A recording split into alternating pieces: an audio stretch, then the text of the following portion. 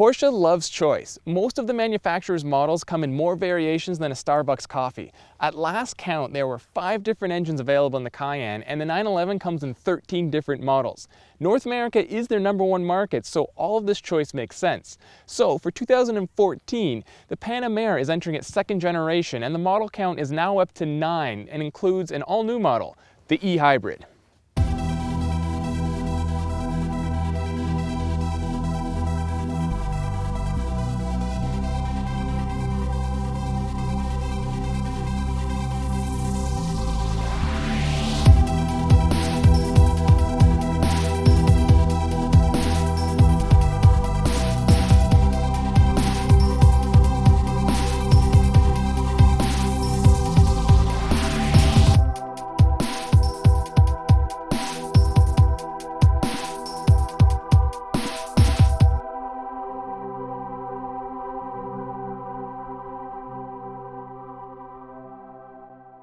The new plug-in e-Hybrid replaces last year's regular hybrid model and features a more powerful electric motor that, combined to a familiar 3-liter supercharged V6, produces 416 horsepower and 435 pound-feet of torque.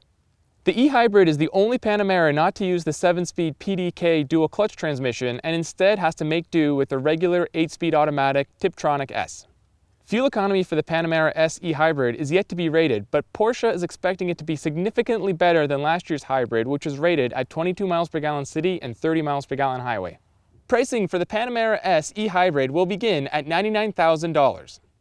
All Panameras received revised sheet metal for 2014, but if you can't tell the difference between this model and the old one, you can be forgiven. Porsche even admits themselves that their designs are always more evolutionary than revolutionary. The front end features larger air intakes and more distinctive headlights, which include LEDs. But the bigger changes, well, as big as Porsche makes changes, occur in the back. There is a new rear hatch with new glass, and it takes away some of the awkward hunched over rear proportions of the older model. There is also a wider spoiler, lower placed license plate holder, and more pronounced LED taillights. The only visual cue that this is the hybrid Panamera are bright green e-Hybrid logos on the front doors and bright green brake calipers.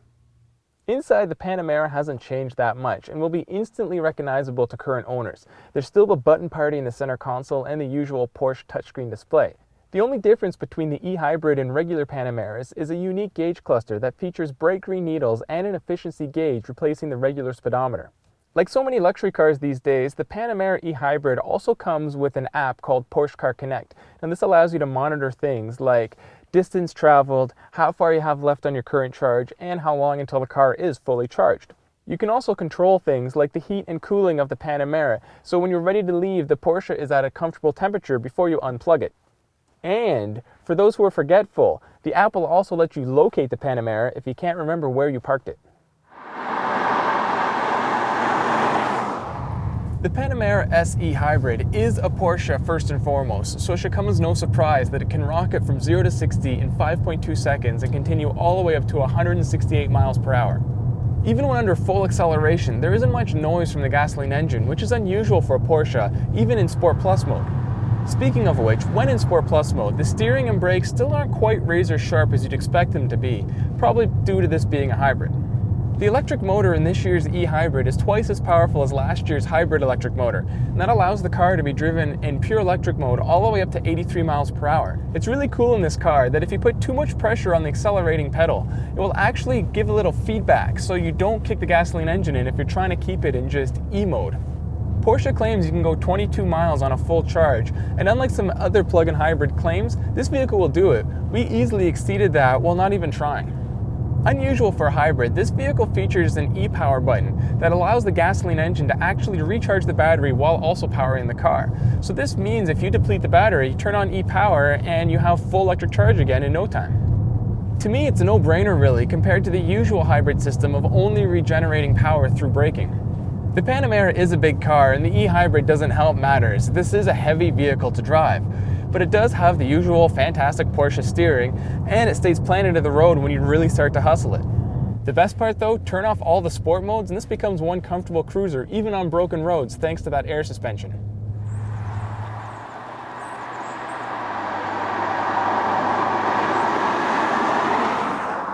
So has Porsche developed a true sports sedan that's also a hybrid, or has the manufacturer's quest to have more variation than a Tony Hawk aerial trick diluted the brand? Well, it's safe to say this Panamera does behave like a proper Porsche, although a dulled down one. If you're looking for a sporty Panamera, pretty much any other model will be better than the e-hybrid. But if you want the sportiest plug-in hybrid, you can't beat this car.